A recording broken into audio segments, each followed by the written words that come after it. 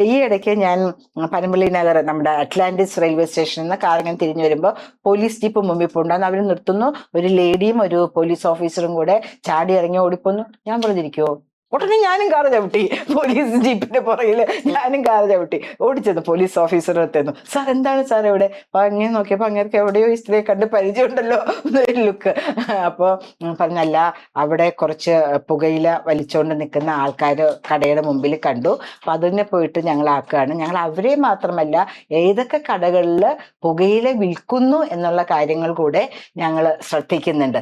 അവിടെ നിന്നാണല്ലോ സോഴ്സ് ആണല്ലോ ക്ലോസ് ചെയ്യേണ്ടത്. എവിടെ നിന്ന് കിട്ടിയിട്ട് റോഡിൽ നിന്ന് വലിക്കുന്നവർക്കെതിരെ 250 രൂപ ഫൈന്. അത് അവർക്ക് ഇപ്പോഴത്തെ പിള്ളേർക്ക് ഒന്നുമല്ല.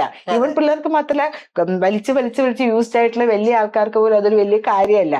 പക്ഷെ ആ സോഴ്സ് പൂട്ടിച്ച പുകയില ഉൽപ്പന്നങ്ങൾ ഇല്ലാതെയാകുകയാണെങ്കിൽ അതിനൊരു വ്യത്യാസം വരും അല്ലെ. അപ്പൊ അങ്ങനെ സംസാരിച്ചുകൊണ്ടിരിക്കുമ്പോൾ ആ പോയ 2 പോലീസ് ഓഫീസേഴ്സും വന്നു.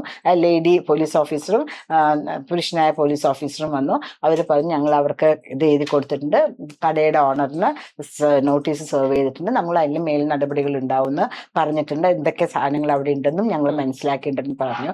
അപ്പോൾ RC കച്ച കെട്ടിട്ടാണ് രമേശ് ചെന്നിത്തല